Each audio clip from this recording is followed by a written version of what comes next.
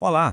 Sabe quando a gente precisa calcular ingredientes para uma receita, ou o tempo de uma viagem, ou até o custo de um projeto? Pois é, existe uma ferramenta matemática super simples que resolve um monte desses problemas do dia a dia. Hoje, a gente vai desvendar a regra de 3 simples e garanto que no final desta análise ela não vai ter mais nenhum segredo.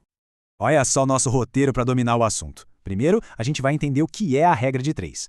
Depois, vamos decifrar um conceito-chave, que são as grandezas. Em seguida, partimos para a prática, vendo situações de proporção inversa e direta. E para fechar, vamos aprender a validar nossas respostas para ter certeza do resultado. Vamos nessa? Então, vamos começar pela base de tudo. O que exatamente significa a regra de 3? E por que ela é chamada de simples? O próprio nome, olha só, já dá uma pista bem boa. A essência é essa aqui. A gente usa 3 informações que já tem para descobrir uma quarta, que é a nossa incógnita. E a parte simples do nome? Isso é porque nesse método a gente lida com a relação entre só 2 variáveis, ou grandezas de cada vez. É isso que deixa tudo tão direto ao ponto. Agora, vamos para o conceito que é, sem dúvida, o mais importante de todos antes de resolver qualquer problema. Entender o que são as grandezas. Dominar isso aqui é o verdadeiro segredo para nunca mais errar.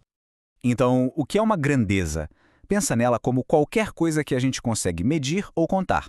Por exemplo, quantidade de torneiras, tempo, distância, tudo isso é grandeza. E aqui vai uma dica de ouro. É fundamental não confundir a grandeza, que é a ideia, tipo tempo, com a unidade de medida dela, como horas ou minutos. A grandeza é o conceito central, beleza? E aqui está a chave de tudo. As grandezas podem se relacionar de 2 formas. Ou elas são diretamente proporcionais, ou seja, quando uma aumenta, a outra aumenta junto. Ou são inversamente proporcionais, que é quando uma aumenta e a outra diminui.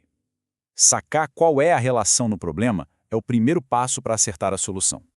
Vamos começar pelo primeiro cenário, a proporção inversa. É aqui que as coisas andam em direções opostas. E vou mostrar um macete bem legal para nunca mais esquecer como se resolve isso. Nosso primeiro caso é o seguinte: se 5 torneiras enchem um tanque em 6 horas, em quanto tempo 3 torneiras fariam o mesmo trabalho? Pense um pouco. Menos torneiras vai demorar mais tempo, né? Uma grandeza diminui, a outra aumenta. Isso é uma relação inversa.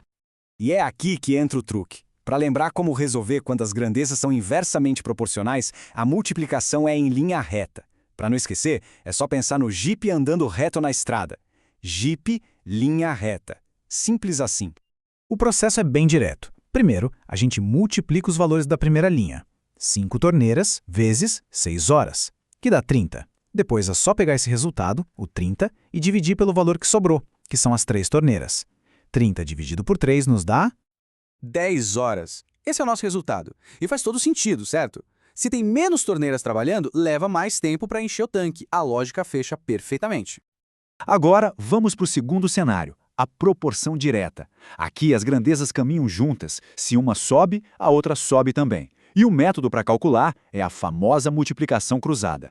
O nosso segundo problema: se um carro anda 12 km com 1 litro de combustível, de quantos litros ele vai precisar para percorrer 336 km?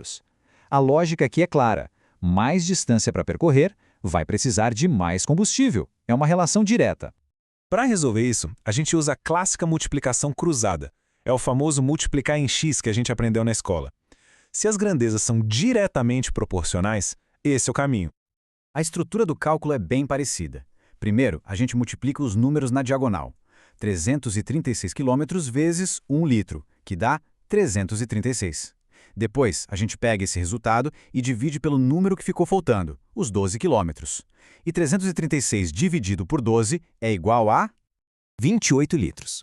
Para percorrer uma distância bem maior, o carro vai precisar de muito mais combustível. O número parece correto, mas vamos validar isso direitinho. Mas atenção, hein? Achar o número é só metade do trabalho. A etapa final, e que talvez seja a mais importante, é parar e verificar se a resposta faz sentido dentro da lógica do problema. Vamos voltar para o nosso primeiro problema e fazer a pergunta fundamental. 10 horas é uma resposta lógica para aquela situação das torneiras? Vamos pensar juntos. O número de torneiras diminuiu de 5 para 3. A lógica diz que, com menos torneiras, o tempo para encher o tanque tem que aumentar. O nosso resultado foi de 10 horas, que é maior que as 6 horas do início. Perfeito, a resposta está validada. Agora vamos aplicar a mesma checagem lógica para o nosso segundo problema, o do consumo de combustível. E, de novo, a lógica funciona que é uma beleza. A distância aumentou muito, de 12 para 336 quilômetros. Portanto, o consumo de combustível também tinha que aumentar. E 28 litros é, claro, muito maior que 1 litro. A resposta está corretíssima. Essa checagem final dá uma confiança total no resultado.